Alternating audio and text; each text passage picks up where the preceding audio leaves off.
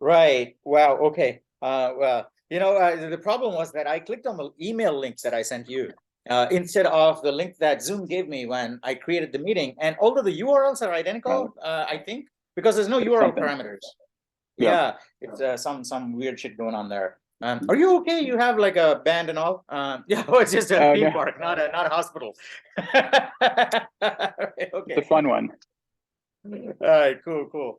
All right, so anyway, so the thing is, even if you don't manage to find out the issue here in this meeting, there are other people in this class, who would be able to help. So you should, and I would also help, obviously, because I know that other people are also stuck, right? Many people have passed past this point, but a lot of people have, Right. when I say many, well, when I say many, you got to put in CS2C context. Many means like 4 or 5.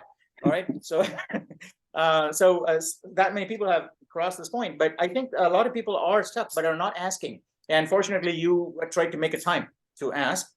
So that's good. Anyway, so all I can say, go ahead and ask your question, but I can, yeah. I finished A and B, the first 2 classes, and I was never stuck like this. I could always figure out, what was good. So this is the first time I've been properly stuck for weeks, and I don't really know what to do. Okay. By A and B, you mean the first 2 mini quests? Yeah. No, the first 2 classes. I got through all of those quests with basically 2A and 2B. You're talking 2A and 2B? And so this is the first time I've been stuck on something that like I can't do myself, and it's interesting. Right. I mean, it's like a puzzle. I can't solve. It is possible. It is possible that this is the first time you also took on an unrealistic load, and not here. Combine all of the things that you're doing. Right? You're doing some classes on the East Coast, and you're traveling and all, and so a little bit. So that could also be a huge factor. Yeah. But I'm also so ready to like get through, other good data structures and stuff. So ready to apply. Yeah. All right. So if you commit yourself to it, you will absolutely get through it. Through all of this, I'll give you all the time you need until the final exam, right? To get through everything. Yeah. Well, not even, I can give you time until the time I finalize all the grades. I can't give you extra time for the final exam, but I can give you time even after the final. Until I finalize the grades, I got 3 or 4 days after the final, maybe 2 days, right? To complete everything, and I can give you credit for that. You'll get through it. Yeah. But as far as these tests go, it is very, I think, 2C, as you probably know already, is a different beast altogether, right? But the thing to keep in mind always is that, when we look at this new problem, oh my gosh, I got through A and B and I'm getting stuck and I'm only in, number 3 and there's now 6 more quests to go. And there's no way I'm going to get through. That is actually the exact opposite of what happened, right? Just like in music, just like in everything else, the first hard thing you encounter in a difficult territory seems insurmountable. And you think that, well, this is the first thing, there's like 100 more like this and there's no way I'm going to get through. Yes. But that's not how it works. Once you get past the first thing, you'll find that is essentially, that removes 90% of the bottlenecks for all of the other downstream, dominoes you're going to face. So having said that, so the thing that is probably tripping you up is you just need to be a little more careful. That's all, right? I don't, you're not just logic and everything is okay. But what distinguishes the last mile of top programmers by ordinary programmers who just get by with a 200K job, that's not right. So I'm talking about the top programmers, the last mile. They not only know the logic, which ordinary programmers, above mediocre programmers, they'll also be solid on the logic and get everything right. But what distinguishes the top is just carefulness, just extra carefulness, and that care only comes by going over many solutions and failing many times. And just again, just like in music too, right? So many times we can get the right piece. We played once, right? So for a long time we say we can never ever play. I don't know if you ever play music, right? We think that when we get the piece first, we hear it, the teacher plays it, or we hear it, and I said, "There's no way I'm going to play it," right? This is, you can play it, and then you go and practice the first measure, and the first measure takes you like a whole week. And then there's like 15, 20 measures in there that you got to play.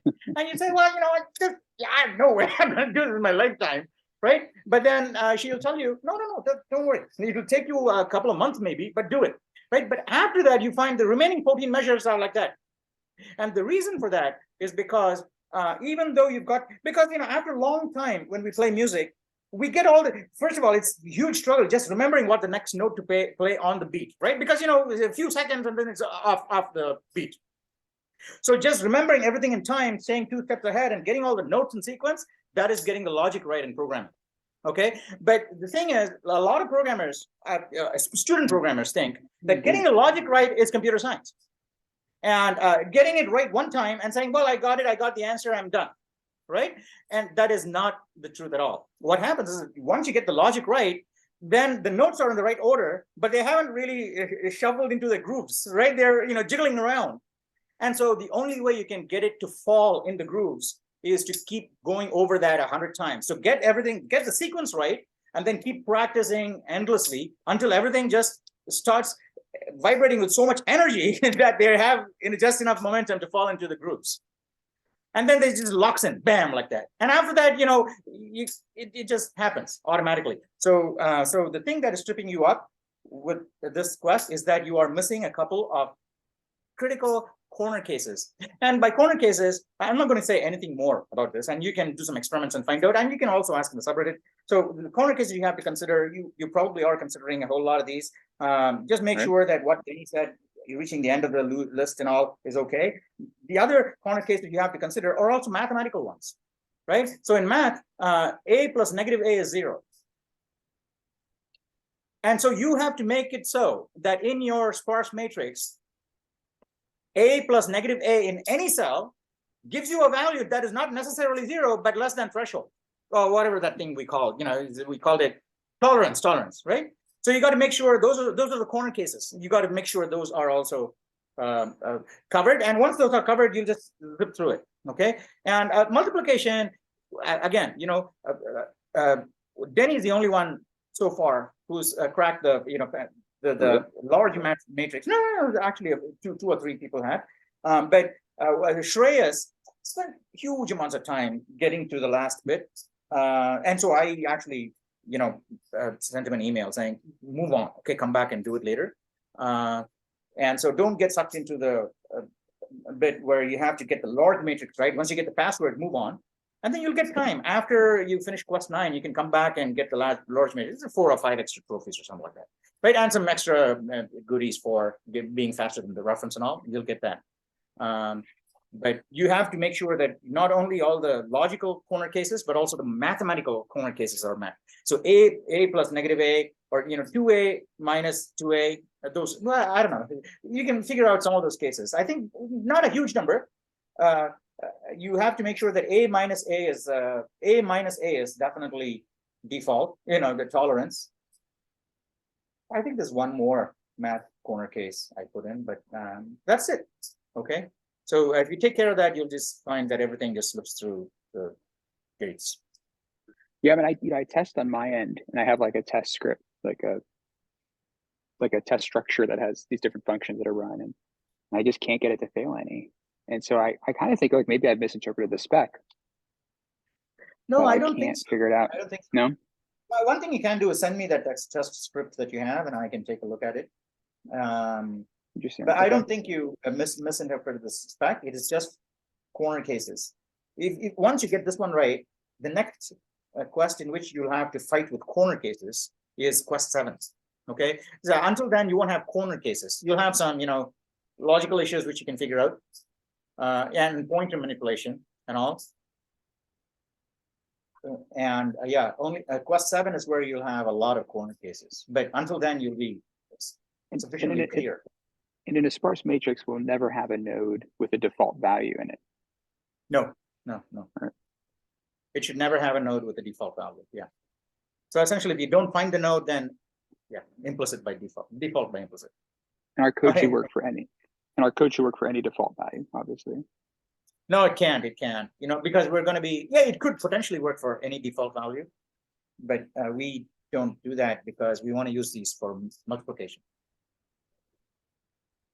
Interesting. So I'm using default value to find the difference between, I'm using like an absolute value difference between the given value and the default value. Should I not be doing that? Yeah, yeah. And then the absolute value has got to be less than tolerance. Right. Yeah. 4, right. That's exactly it. That is the default checks, and that's how we check for default. And I So I think shouldn't be using 0 or something. I can actually use the state value default value. Yeah. Only only have to use tolerance. You should never check equality to 0 anywhere. Right, of course. With floating point and doubles. Right. Right. Hmm. Yeah, I think that's it. You're actually very close. In the worst case, I can take a look at your test script. The test script, but I'm pretty sure that you are just missing one corner case, and things will fall in place pretty soon after that. And the reason we're going to just restrict ourselves to default value of 0 is that we want to use these sparse matrices for multiplying next in the next quest. The next quest it is wouldn't about work multiplying. otherwise. Yeah. Yeah. Right, that makes sense. And okay. And the test I'm failing is add to cell. Yeah, that's I know. I saw your code. And so I stopped using set because also, and I stopped using get. So because I realized that get repeats set, so get rid of, and so I just create a custom. I forget the details. But I don't know if in my own add to cell in my reference code, I even call get or set. I don't know if I even call them. I realized that if I call get, it repeats the search. So you end up searching through the matrix twice, once to get the value and then once to set it. So yeah, no, I combined it into a single. Yeah. Interesting. I think that is the key, right? Just get add to cell correct, and then this is quest 3. You have to do multiplication very soon, right? After you cross this point, you'll be multiplication will be easy, right? I mean, if I remember correctly, in 2B you said you have a math or physics background, right? No, but I took a math oriented algorithms course, like a proof oriented course. So linear algebra, basically. It was really discrete. It was like a discrete math algorithms course, and it was very difficult. Yeah, discrete math can be difficult, especially for computer science. Coming into computer science from a different field and all, discrete math can be. But if you what was I saying before? I don't know what I was saying. I lost my train of thought. But certainly, linear algebra. It's just multiplying matrices. The Wikipedia page is good enough. Yeah, no, I passed the multiplication on the non-sparse matrix. So you did. You passed the matrix multiplication on the sparse matrix. So because I think add to cell. I don't have multiplication until after add to cell. I passed it on the non-sparse. On the explicit. Yeah. Okay. So I'm. Oh, you're not far off then. You probably have a couple more minis, and then you'll get the password for 4. And everybody says 4 is a lot easier than 3. So I don't know. I thought 3 was a lot easier than 4, but apparently not. So you'll get past 4 quickly. Are there any memory management issues that I should be thinking about? I'm not putting anything on the heap. Like I'm relying no. As far as Quest 3, don't worry about memory management, okay? Because you're not allocating any memory. Yes. You're using the STL list. It'll take care of memory list. Right. Next quest and 4 and 5, you need to be careful about memory management because you're going to be allocating nodes, 3 nodes. Yeah. Can do that. This is pretty straightforward. If you've done tardigrade, that's quest 8, and the vectors have to be dynamically allocated in tardigrade. So this is a piece of cake. You just need to be very good at bookkeeping. So accountants will do very well in quest number 4. I'm just trying to think of other things I might be doing wrong that I'm not really thinking of. Yeah, yeah. And by the way, you don't have to panic even if that, I have to remember all these questions. You remember a question later on, we'll do another meeting, 10-minute, 15-minute meeting later on. Yeah. So you don't have to worry. I do have one conceptual question. So when you're dealing with sparse matrices, you still have a limit on their dimensions. Like you still have a sense of. Good question. This is a really good question. Okay. In fact, who asked this? Every quarter, one of the students asked this question. I think maybe Justin asked this most recently in our quarter. And yes, we do have to have the dimensions because that's the only way in which we can find out if they're multiplication compatible. However, if you're not doing multiplication, theoretically, your matrices could be infinite. Right. And implementation wise, you obviously have a allocated vector. For the rows. And I think Justin or Colin or one of those people suggested an alternate implementation, which I really like, but nobody really took my offer on that. Is to re-implement that using a hash table for the spine and then linked list as usual. Right? Don't do it now. After everything is done. Yeah. And I think that'd be a really interesting, good experiment. It won't be as fast, obviously, as a vector. Right. But it'll be interesting to see what the trade-off is. Right. And that'd be like an actual sparse matrix, sort of, sparse on both dimensions. Yeah. But it won't be totally sparse because you still have the hash table overhead, 25%. Or if you're using quadratic proving, it'll be a 50% overhead. So meaning that at least the spine will have to be at least double the size of what it needs to be. Right. Yeah. Right. This rings bells. Yeah. Like somewhere in there, deep in my mind. Okay. Well, I guess I'll go back to Reddit and I will. I'll try some more things. And also, you ask the question in such a way. Ask the question in such a way that all these other people who are stuck in the same place. Also, you say, hey, I wish I'd also asked, or something like that, because they're all stuck and they're just. I don't know what the hell is going on really, because there are more students than just the 5 people who've gone past. And my only guess, the only thing that I can think of is that maybe students are just enrolled in too many things, right? Too many things, doing too many things. And it's very important when you're a student to be very focused on a few things and get really good at it. And then it's because, by being a jack of all trades, by picking up lots and lots of stuff, nobody can become a master of everything in limited time, right? So by doing a lot of different things, they just become a jack of all trades. But a jack of all trades is just mediocre in everything, and people will find out, right? At some point, people will find out it is no fun at all being mediocre at anything you do, right? Anything you do, there should be at least one thing where you're beyond mediocre. You're kicking ass. Otherwise, you're not going to feel happy with yourself, right? So if you're just doing a lot of things, and we are statistically, our chances are that we can't be, masters of everything. You got to be mediocre at everything, and we're just making our life hard by doing so many things at one time. Especially, your age guys, because you're all young and with genetic engineering and all, you're going to be living for a lot longer than most current generation people, right? And so all these cool kids trying to say that, I'm going to learn everything there is in the first 20 years of my life, and the remaining 2,000 years, what the hell are you going to do, right? So I think people should just, especially when they're young, without doing stupid things, they should enjoy life more than just saying, I'm just going to do this for getting the paper. Not saying that you're doing that, but I think a lot of students are probably doing that because even in 2A, I find during class, I got a great class. And they're all very engaged in doing things. And I give them some interesting problems. And I expect that, there's no way this problem could be not interesting, right? Because these are interesting and juicy problems. Anyone who's interested in computer science will jump on it. And then I don't see any action on it until the next class, which may be next week. And I think, well, you know what? Even though all of the students demonstrated great interest in this problem during class, why is nobody looking at these problems after the class ends? And that's because they're enrolled in 500 different competing courses, right? Yeah. So that is my advice. Pass it on to everyone, okay? And not just Foothill, anywhere. Students they just have to focus and reduce clutter. Just like you can do more in life by removing people that are irrelevant and actually don't have your interest at heart, and just focusing on the people that are true and are interested in the same thing as you.